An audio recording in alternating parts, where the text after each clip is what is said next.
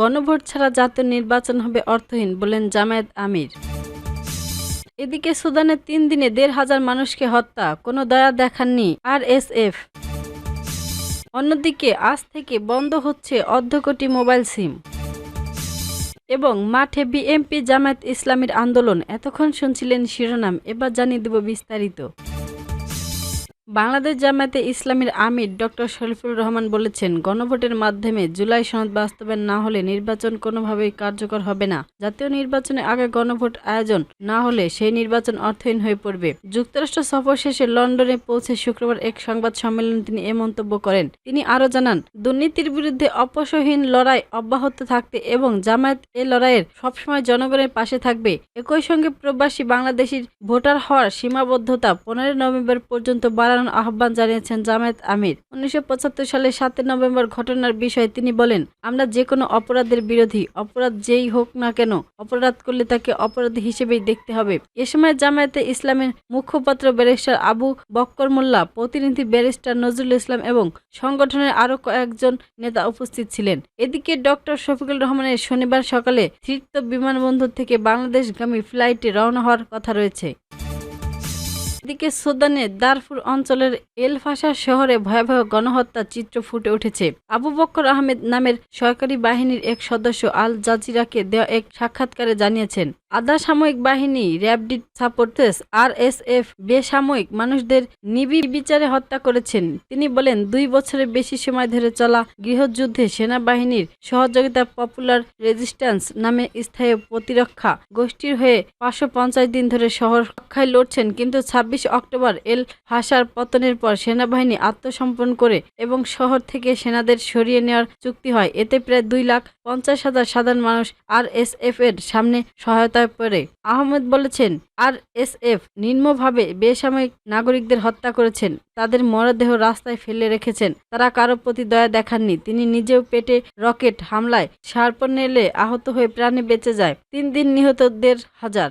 স্থায়ী পর্যবেক্ষণ সংস্থা ডক্টর নেটওয়ার্কস জানায়, শহর দখলের পর প্রথম 3 দিনে অন্তত 1,500 মানুষকে হত্যা করেছেন আরএসএফ, যার মধ্যে স্থায়ী আল সৌদি হাসপাতালের 460 জন রোগী ও তাদের স্বজনও রয়েছে। বিশ্ব স্বাস্থ্য সংস্থা এই তথ্য নিশ্চিত করেছেন। আল জাজিরার নিজস্ব যাচাই ইউনিট সাদ্দাম বেশ কয়েকটি ভিডিও বাছাই করেছেন, যেখানে দেখা যায় আরএসএফ নেসারা মৃতদেহের ক্রিপ্টের পাশে দাঁড়িয়ে আছে এবং তারা নিরস্ত্র যুবকদের সারিবদ্ধভাবে গুলি করে হত্যা করছে। এই গণহত্যার পর 33,000-এর বেশি মানুষ পালিয়ে শহরটি ছেড়ে অনেকে আশ্রয় নিয়েছেন পাশের তাওয়াইলা ও টাইনের মতো শহরে, যা প্রায় 60 কিলোমিটার দূরে। তবে অধিকাংশ মানুষ এখন শহরের ভেতরে আটকা ঘরে লুকিয়ে রয়েছে, যা মরুভূমি পেরিয়েও পালানোর চেষ্টা করছে। জাতিগত নিবন্ধনের অভিযোগ। আরএসএফ নেতা মোহাম্মদ হামদান হেমেন্তি লাগালো বুধবার এক বক্তৃতায় জানিয়েছেন, তিনি সহিংসতার অভিযোগে তদন্ত করবেন। তবে প্রত্যক্ষদর্শী ও বেঁচে ফেরা মানুষের মতে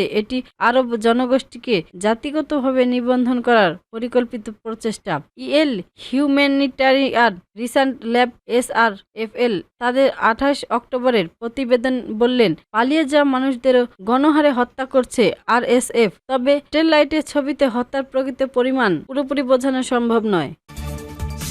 সাইবার নিরাপত্তা আইন শৃঙ্খলা নিয়ন্ত্রণ ও নির্বাচনের আগে সিম ব্যবহারের অপব্যবহার ঠেকাতে কঠোর পদক্ষেপ নিয়েছেন বাংলাদেশ টেলিযোগাযোগ নিয়ন্ত্রণ কমিশন বিটিআরসি। শনিবার 1 নভেম্বর থেকে প্রতি জাতীয় পরিচয়পত্র এনআইডি সর্বোচ্চ 10টি সিম ব্যবহারের সীমা কার্যকর হচ্ছে। সম্প্রতি এক জরিপ বিজ্ঞপ্তি বিষয়টি জানায় বাংলাদেশ টেলিযোগাযোগ নিয়ন্ত্রণ কমিশন বিটিআরসি। সংস্থাটি জানিয়েছেন, অতিরিক্ত সিম বন্ধের নির্দেশনা মোবাইল অপারেটরদের সঙ্গে দেওয়া হয়েছে। এতে অন্তত 50 লাখ সিম বন্ধ হয়ে যাবে বলে ধারণা করা হচ্ছে। ভবিষ্যতে একজন গ্রাহকের জন্য সিমের সংখ্যা 5টি নামিয়ে আনার পরিকল্পনা রয়েছে। সংস্থা তথ্য অনুযায়ী দেশের নিবন্ধিত সিম রয়েছে 26,63,00,000। এর মধ্যে সক্রিয় সিম প্রায় 19 কোটি। এর মধ্যে প্রায় 66 লাখ গ্রাহকের নামে 10টির বেশি সিম ছিল। 3 মাসের নোটিশ শেষে এখনো প্রায় 50 লাখ সিম রেজিস্ট্রেশন হয়নি। বিডিআরসি সিস্টেম অ্যান্ড সার্ভিস বিভাগের মহাপরিচালক ব্রিগেডিয়ার জেনারেল এস.এম. মনিরুজ্জামান বলেন, যেসব গ্রাহক সময় মতো অতিরিক্ত সিম বাতিল করেননি সেসব সিম আজ থেকে রেজিস্ট্রেশন করা হবে। বিশ্বজুড়ে সিম ব্যবহারে বাংলাদেশের অবস্থান নবম। দেশে বর্তমান 18,80,00,000 সক্রিয় সিম রয়েছে, যা জাপান, জার্মানি ও যুক্তরাজ্যের মতো দেশগুলোর সবচেয়ে বেশি।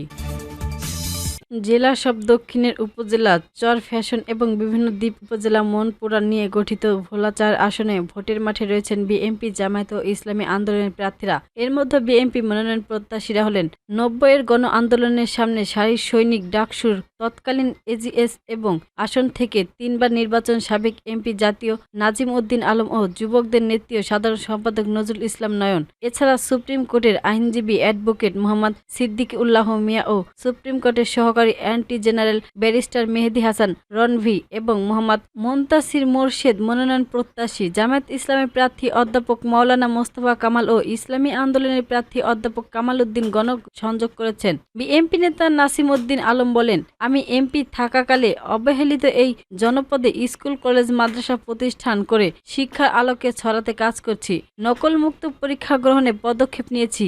এলাকায় বড় রাস্তা যেহেতু নির্মাণ করে অভূতপূর্ণ উন্নয়ন করেছি। বিএনপি আমাকে মনোনয়ন দিলে নদী ভাঙন রোধ ও এলাকার মাদকদের বিরুদ্ধে কঠোর ব্যবস্থা নেব। যুবকদের কেন্দ্রীয় সাধারণ সম্পাদক নজরুল ইসলাম নয়ন বলেন, বিএনপির মনোনয়ন পেয়ে জনগণ আমাকে এমপি নির্বাচিত করলে এলাকায় উন্নয়ন কাজ করবে। বিএনপির মনোনয়ন প্রত্যাশী অ্যাডভোকেট সিদ্দিক উল্লাহ মিয়া বলেন, নিজস্ব অর্থায়নে ৫০ কিলোমিটার রাস্তা নির্মাণ করেছি। ১০,০০০ মানুষের জন্য চশমা, ওষুধ সহ ফ্রি চক্ষু চিকিৎসার ব্যবস্থা করেছি। সব দিক বিবেচনা দল আমাকে মনোনয়ন দেবে বলে আশা করি। ব্যারিস্টার মেহেদী হাসান রনবি বলেন, তারেক রহমানের ৩১ দফা বাস্তবায়নের মাধ্যমে আমরা নির্বাচন এলাকাকে আদর্শ সংসদীয় আসন হিসেবে গড়ে তুলতে ইনশাআল্লাহ। জামায়াতের প্রার্থী অধ্যাপক মাওলানা মোস্তফা কামাল বলেন, জনগণ আমাকে নির্বাচিত করলে ন্যায় ও ইনসাফের ভিত্তিতে কাজ করবেন।